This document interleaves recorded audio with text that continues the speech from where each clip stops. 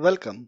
In this video, we are going to talk about difference between monolith and microservices architecture.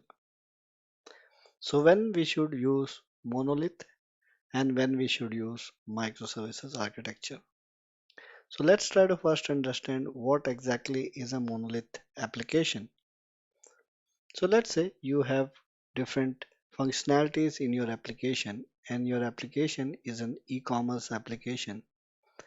Any e-commerce application usually has functionalities like you display products, there's an cart service, there's an payment service, there's an order service, there's an alerts and notification service which sends you SMS, there's an inventory service.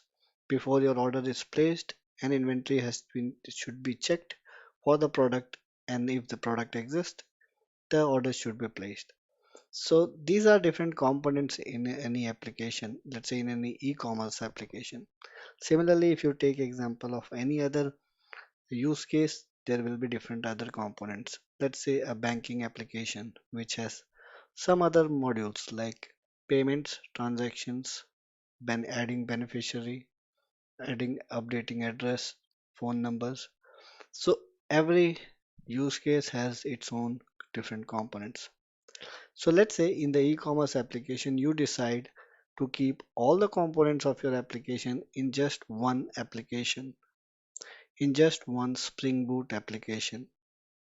Then that particular application, you can call it as monolithic application, or it is based on monolithic architecture, which means that now all the components of your overall application like payments, order, cart, inventory, notification is living inside this monolithic application. All the code related to your front end, which is calling the API part, the business logic part, the database communication part, all this resides now inside one application. That is where it is called monolithic application and also the monolithic architecture.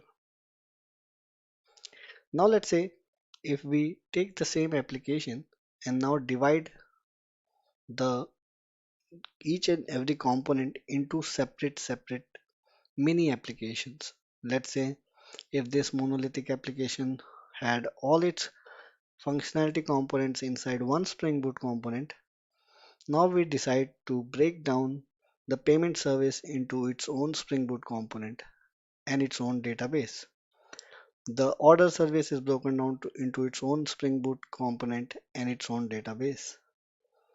Then let's say this particular component, which is let's say alerts and notification, is broken down into its own component and its own database. Same way, let's say the any other module like the card service and its database. So there are certain advantages and disadvantages. So let's say if it was a monolithic application, there would have been a problem that if you wanted to build something in payments or order or cart related functionalities, you need to know Java and Spring Boot. But in microservice, that was not the case. If this microservice, this one, the Spring Boot application for payment was in Java Spring Boot, the order application can be built on Python. The alert notification can be built on Node.js. This database can be MySQL, this can be MongoDB, NoSQL. Similarly, this can be built on .NET, doesn't matter. So microservices application can be independent of each other in terms of technologies. Also, let's say if this application you have built, many developers are working on monolithic application, and if you change one functionality, you have to test all the components of your application. And if if there are 100 developers working in one code base, there can be always issues like code merge, code conflict issues, quality issues, and of course the go to market or bringing your feature to production via monolithic application could be quite of time consuming because of lot of regression testing and lot of code merge issues happening. But in case of microservice, that's not the case, because if you want to modify some feature in the order, then you only modify this microservice or this application and its database. You don't touch the payment and cart, which means now this team, there's a one team, dedicated Scrum team, Agile Scrum team working for payments, who is become based of Java Spring Boot. There's a order service team, which is another Agile Scrum team who is working with Node.js. There's alert and notification team. They are working with Python. So they can bring this service to production independent of this team.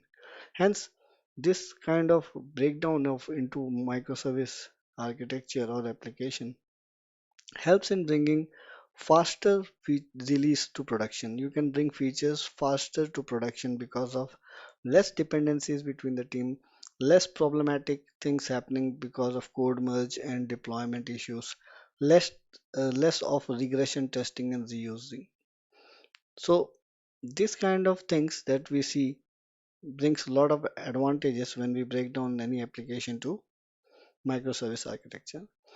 So I hope you now understood what is the difference between monolith architecture and microservice architecture, and how do they vary in terms of writing the code base, code structure, bringing to production, facing issues, and working efficiently as independent teams. Thank you. I will see you in the next video.